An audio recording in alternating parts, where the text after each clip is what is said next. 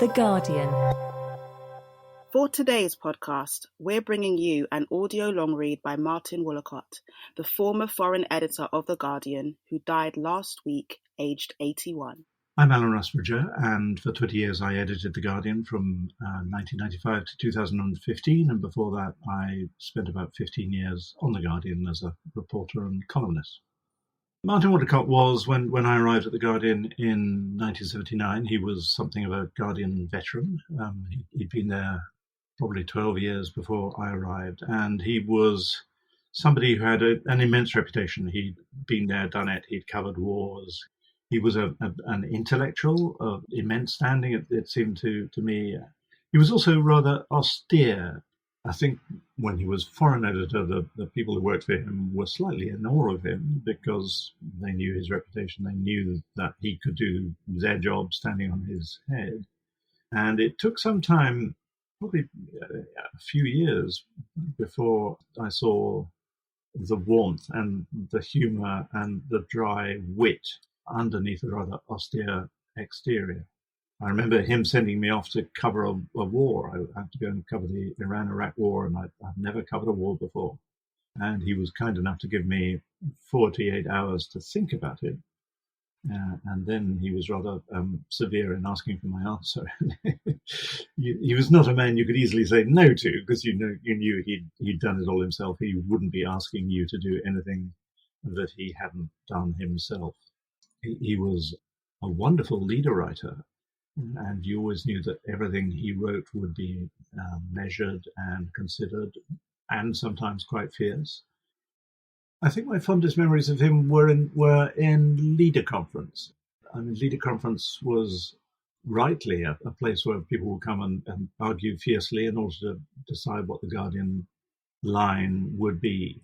And Martin would often stay quiet right till the end, but everyone wanted to know what he thought, because he was usually the wisest, most considered, most knowledgeable person in the room. And when he spoke, it was with real weight. And of course, when he wrote, it was with real weight. The piece we're going to hear today is Martin's coverage of Vietnam. It's fascinating reading about the history of The Guardian and Vietnam, because Alistair Hetherington, who was the editor at the time, came under a lot of pressure to bring The Guardian round in support of Vietnam and the Americans, the bombing. And Hetherington also acted as a shuttlecock between LBJ, the American president, and Harold Wilson, and would see both men on consecutive days. And so The Guardian had a really sort of pivotal role in influencing the Wilson government and whether Britain should come in support of Vietnam. I remember some years ago I was sitting with Max Hastings, who was a great war correspondent and ended up as editor of the Daily Telegraph. And Max was remembering that the day that Saigon fell, and he had been sitting alone in a Reuters office, and one by one, all the colleagues had evacuated. They didn't want to be there when the communist North Vietnamese swarmed into Saigon and took it over. And Martin said to him, I think the next 24 hours in this city seem likely to be rather frightening. And Max said to me, if Martin's scared, I'm terrified. And Max caught the next helicopter out of the US Embassy, one of the last helicopters to leave, but Martin was one of the handful of reporters who stayed, and that was an incredibly brave thing to report the North Vietnamese storming in. And this piece reflects on those days when, after the North Vietnamese had come in, and Martin was there to bear witness to it. And I think he will long be remembered as a giant of journalism. Welcome to The Guardian Long Read, showcasing the best long-form journalism covering culture, politics and new thinking. For the text version of this and all our long reads, go to theguardian.com/long read. 40 years on from the fall of Saigon, witnessing the end of the Vietnam War. This audio long read contains language you may find offensive. When North Vietnamese troops marched into the capital on the 30th of April 1975, it marked the most crushing defeat in US military history. 4 decades after he reported on these events for The Guardian, Martin Woolacott reflects on what it meant for the future of both nations. The day after the North Vietnamese took Saigon, the city was woken by triumphal song. During the night, the engineers of the victorious army had rigged up loudspeakers, and from about 5 a.m., the same tinny liberation melodies were incessantly played. It was 30th of April 1975, and a sharp early sunlight illuminated Saigon's largely empty streets, at a time when the city's frenetic traffic would normally have already begun to buzz. But hardly anybody knew what to do, whether to go to work or not, whether there would be anything to buy in the market, whether there would be petrol, or whether new fighting might break out. It was, of course, not just Saigon's daily routine that had been utterly disrupted. Its established role as the capital of non-communist Vietnam had vanished overnight. Its soldiers had disappeared, and many of its generals, politicians, and civil servants were at that very moment bobbing up and down on the decks of warships in the South China Sea, with US Navy blankets pulled round their shoulders. Through all the years of conflict, war had not often touched Saigon, with the exceptions of the occasional rocket attack, some restaurant bombings, and the very dramatic but limited incursion into the city, indeed into the grounds of the US Embassy itself, during the Tet Offensive in 1968. Saigon shuddered, but felt it had escaped the worst. And in fact, as the liberation music echoed down the streets, it had just escaped again. Although few knew it, the North Vietnamese had been prepared to batter the city with heavy artillery and to fight their way in block by block if the defence they met had been more resolute. Had the last South Vietnamese president, General Dung Van Minh, not ordered the army to lay down its arms, Saigon would have fared very badly indeed. Vietnamese joked that the communists took Saigon without breaking a light bulb. That was not true either. Casualties were heavy on both sides, but the fighting stopped just short of the city limits. In the centre there was potentially more to fear from lawlessness and looters. Stuart Dalby of the Financial Times and I were walking along Tudo, one of Saigon's main streets, when a hard-looking man with his shirt out over his trousers stood in our way. He touched his waistband to indicate a gun, and then casually lifted Dalby's expensive camera off his neck.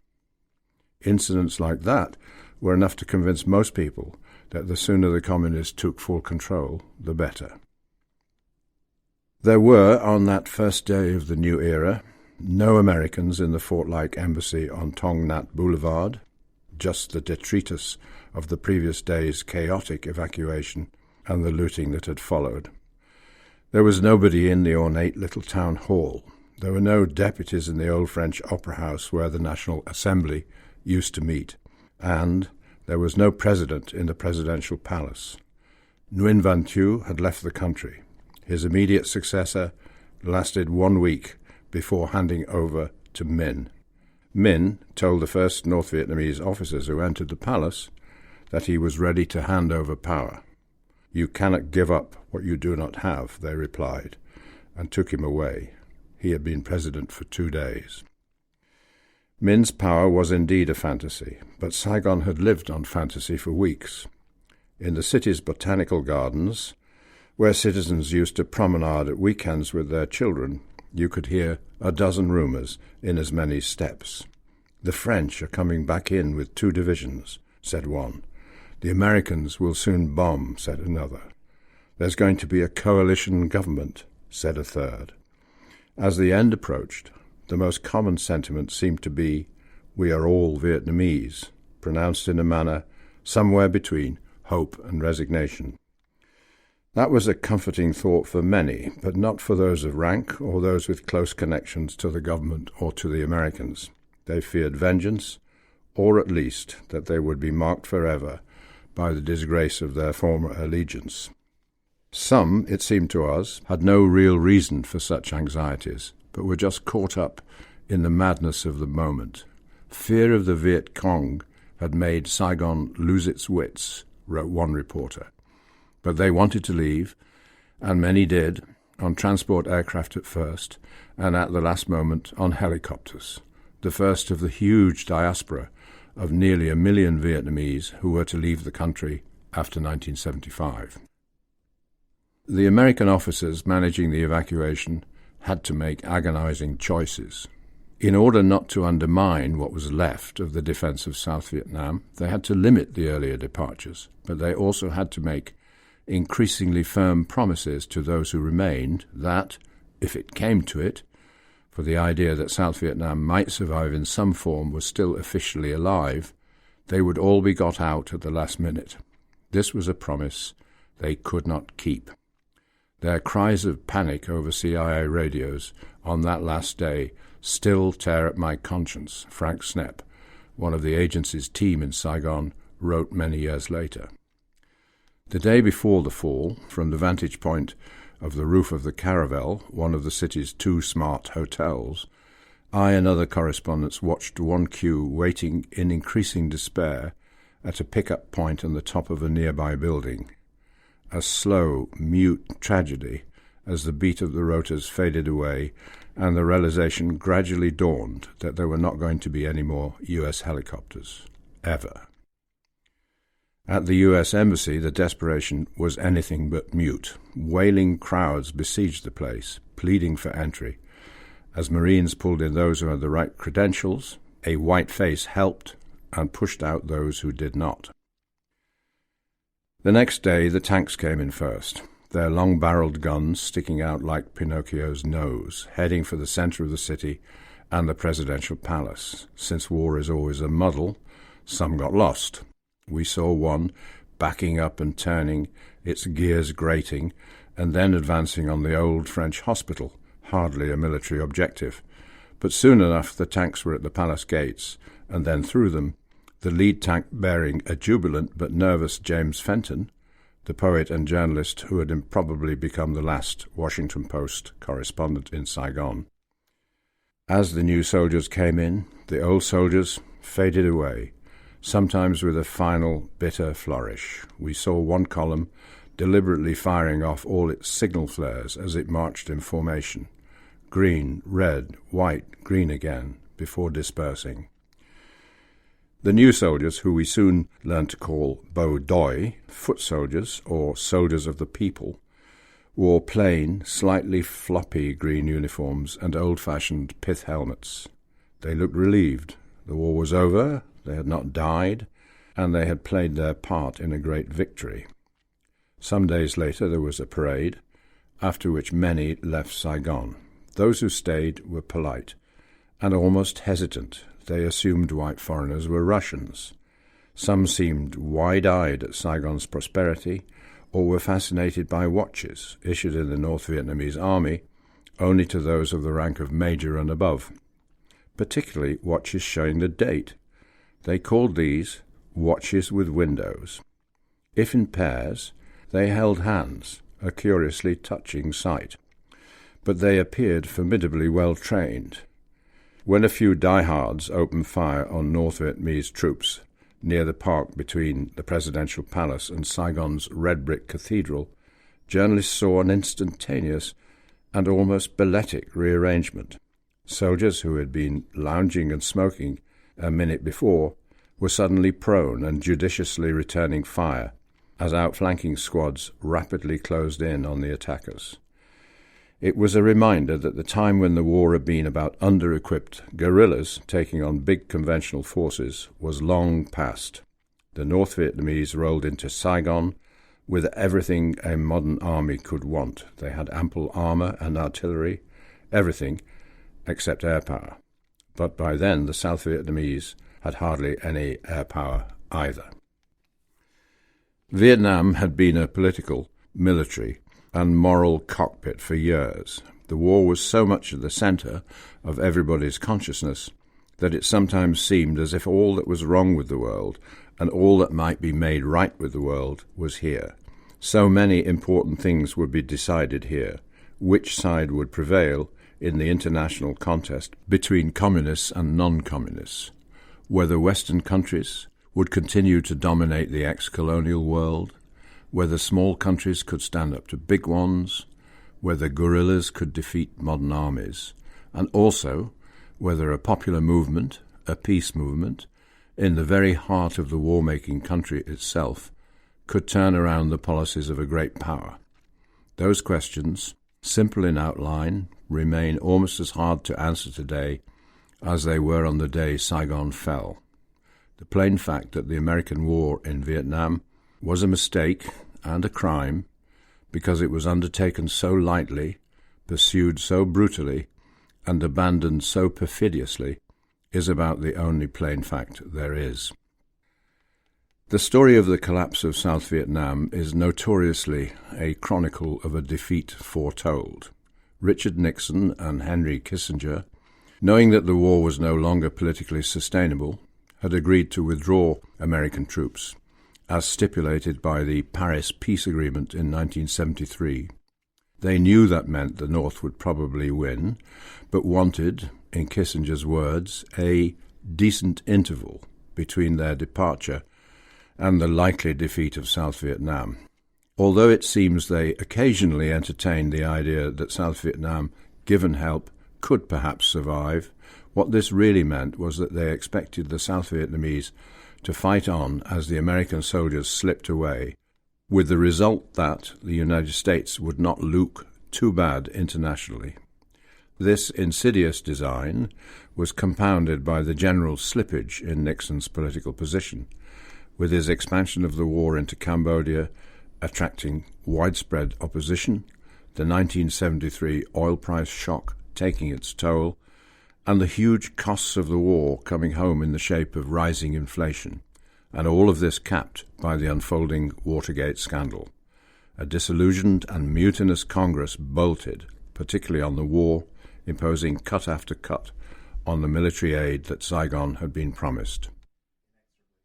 Inexorably, and to the South Vietnamese inexplicably, the number of shells their guns were allowed to fire, the number of missions their aircraft could fly, and the spare parts available to keep equipment working diminished month by month. In late August of 1974, Major General John E. Murray, whose job it was to maintain the supplies the South Vietnamese army needed to function, wrote flatly that, without proper support, the RVNAF, Republic of Vietnam Armed Forces, are going to lose, maybe not next week or next month, but after the year they are going to. As a technical military problem, the war was really quite simple. South Vietnam was a long, thin country that was, by its geographical nature, permanently outflanked. It had to defend itself at every point, and could not do so without the mobility and firepower that was provided by American aid, but the tap supplying that aid was now being turned off. President Thieu, who never had much legitimacy, now had even less. The southern economy was falling apart. He had lost the support even of the Catholic parties that were normally with him, and the Buddhists were more and more estranged, as were the moderates and neutralists in the so-called Third Force. But if the South Vietnamese were in a parlous state, the North Vietnamese had deep anxieties of their own, although party and government maintained an outward show of absolute confidence that victory and reunification would come. Inwardly, they were not so sure. They, too, had equipment and ordnance problems, since the Russians and Chinese had also cut supplies after the Paris Peace Agreement, and, just like the South Vietnamese, they worried about the reliability and the motives of their allies. As George J. Veit wrote in Black April, his military history of the final years of the war, Hanoi felt that it had only a small window of opportunity to win. The plan was for a 2-year campaign that would bring victory in 1976, but the opening moves in the Central Highlands were so successful that the North Vietnamese went for broke in 1975. It was all over within 2 months. Mistakes of generalship by Thieu and some of his commanders made things worse, but the early defeats were essentially caused by the South's lack of reserves and its reduced firepower. the North Vietnamese then closed in on Saigon. In the Central Highlands, in Hue, Da Nang and elsewhere, there were terrible scenes of panic and disorder, of disobedience and desertion, but also hard-fought battles and acts of heroism and sacrifice. But South Vietnam, puppet entity, real country, or something in between, had disappeared in a puff of battle smoke. The world gasped. The Guardian.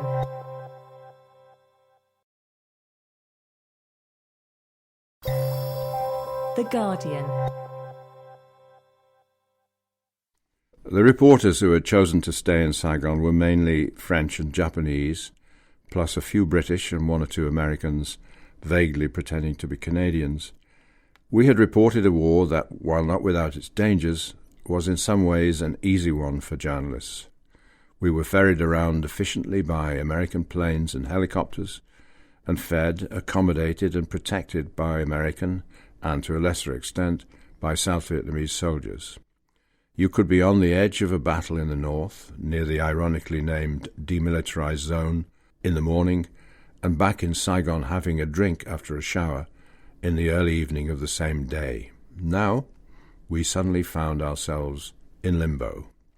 Our life support system of American pilots and protectors, analysts, Australian embassy military attachés and the like had vanished. Many Vietnamese contacts had left or gone to ground. Our fixers, assistants, drivers and translators had too.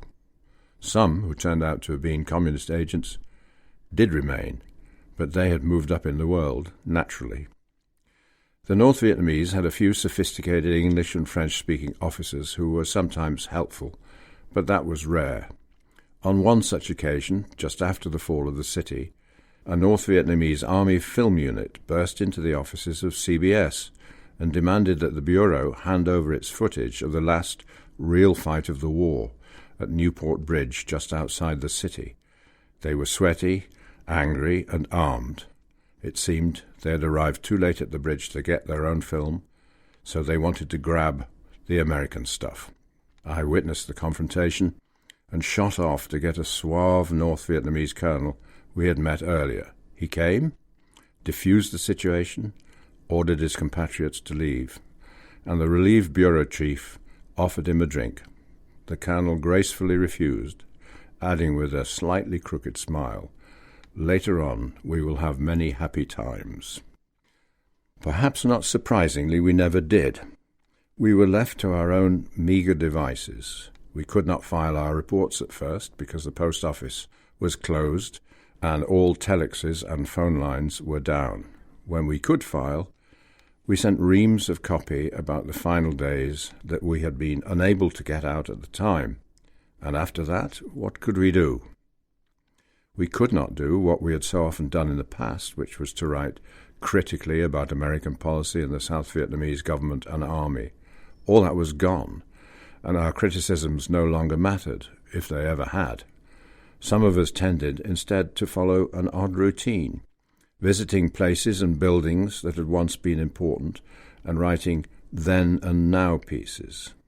A group of us drove along Route 13 toward An Loc, a town north of Saigon that had been under siege during the 1972 General Offensive.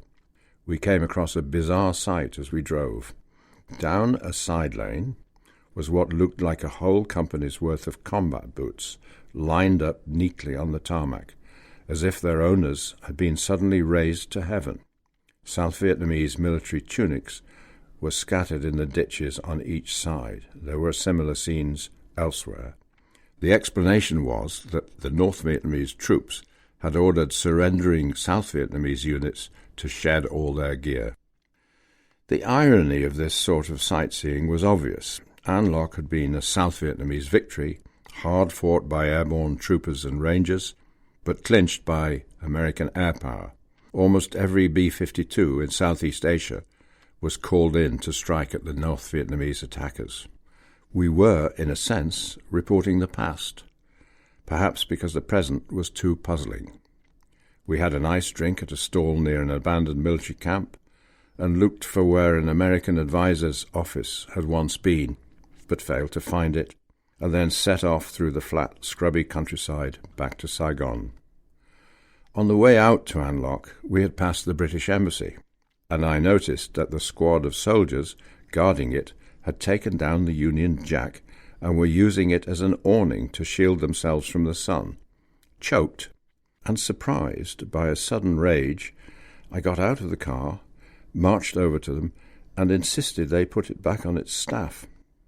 Taking me for a Russian or an East German, and imagining I had some kind of authority, they at least folded it up. What was that about, I asked myself. The soldiers had meant no insult. It was just a piece of cloth, after all. But the truth was that we were all, to one degree or another, mentally in the old war, and still imbued with a consciousness of Western supremacy that events had just contradicted in a most emphatic and dramatic way. And this was so, even though few of us had ever been strong supporters of the war.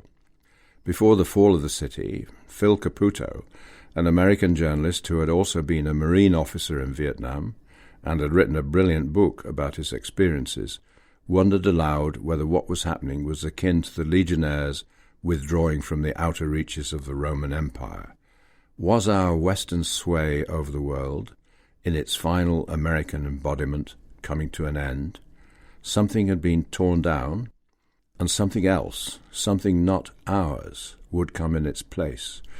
The drawing of such parallels was commonplace, a kind of self-romanticization that seems distasteful in retrospect.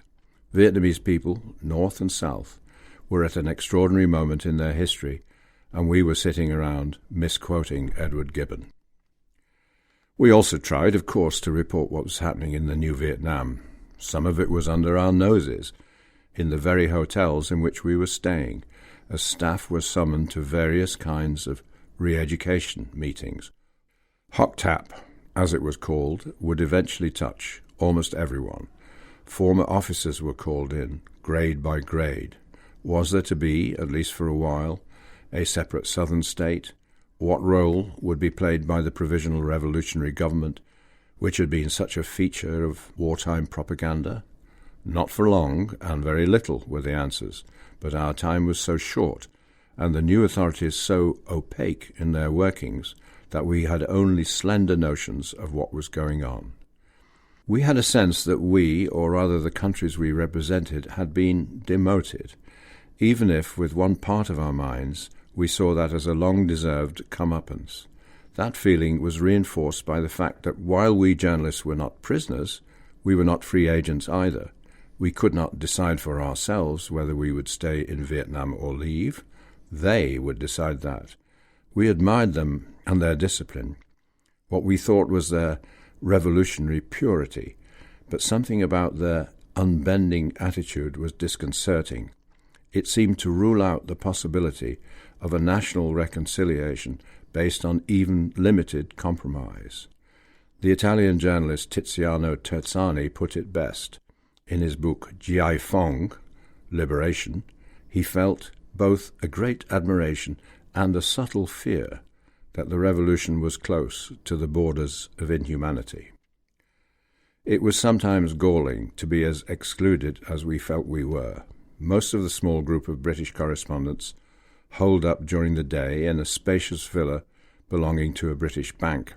The bank's remaining representative, an Indian citizen, was happy to loan it to us because he thought our presence would prevent it being requisitioned. It came with a big, good-natured dog who was very pleased to see people, as dogs usually are. One evening, a North Vietnamese patrol arrived, posing some polite questions about why we were there, but often looking pointedly at the dog. "Good to eat," one of them finally said, rubbing his stomach. "The bastards want to eat our dog," we said indignantly to one another after they left. A little while later, we British, together with most of the 100 or so journalists who had stayed in Vietnam, were politely thrown out of the country and put on a Russian Antonov passenger aircraft to Vientiane in Laos. Before we left, we tried to make arrangements to protect our dog, but we were not very optimistic about them. Back in Washington, Gloria Emerson of the New York Times, perhaps the most passionately anti-war of all American correspondents, recorded the irrational elation, backslapping, cigar lighting, and self-congratulation over the Mayaguez operation at the White House, and the extraordinary increase in the government's popularity that it brought about. The Mayaguez was an American freight ship whose crew were detained off Cambodia by the Khmer Rouge a few days after the fall of Saigon. The Americans sent in Marines to rescue the crew, who, it turned out, were probably not in any danger. The operation then somehow got ludicrously pumped up as a counterweight to the humiliation of 30th of April in Vietnam and the earlier fall of Phnom Penh. In reality, it was a botched and stupid affair in which the Americans lost a lot of people, while attacking Khmer Rouge forces who, in a foretaste of the future, were in fact preparing to defend what they saw as their territory, not against the Americans, but against the new masters of South Vietnam. In its poor intelligence, wasted firepower, and bloody confusion, it encapsulated much that had been wrong about the war that had just ended. The Mayaguez affair was the first indication that you could take the United States out of Vietnam, but you could not take Vietnam out of the United States. In the decades since, the United States has never ceased to fight this war. It continued to fight it in the most immediate sense by vindictively isolating the new Vietnam economically and politically, and this it later took to a monstrous extreme by effectively favouring the Khmer Rouge regime remnants who were resisting the new Vietnamese-imposed government in Phnom Penh. The two countries are now almost as friendly as Ho Chi Minh had hoped they would be in 1945, when his appeals to the United States for help in achieving independence from France went unheard. But if America has finally stopped chastising Vietnam itself, the war still goes on in many other ways. Everything America has done in the world since then has been conditioned by its fear of the consequences of trying to reassert itself militarily, and by its compulsion to do so. The fear is of another Vietnam, another quagmire, another debacle. The compulsion, though, constantly seeks out other places where something like Vietnam can be taken on again, but this time won, cleanly and conclusively. The United States has sought this compensatory victory again and again, most recently in Afghanistan and Iraq. Vietnam, like Hamlet's ghost, refuses to go away. The war never went away in America, at the most fundamental level, because it became a test of how Americans saw their country. The young regular army officers who had served in Vietnam returned home determined to create a new army. It would be a professional, all-volunteer force, and thus less subject to public pressure over casualties. It would have technology that could replace boots on the ground. But if there had to be boots on the ground, the new army would have skills in counter-insurgency of a kind that it had lacked in Vietnam. Finally, it would not go to war without a guarantee that there would be no constraints on the full use of its resources, constraints that, in the view of many soldiers, had cheated the American army of victory in Vietnam. It was all in vain. The American public proved almost as sensitive to the deaths of volunteers as it had been to those of draftees.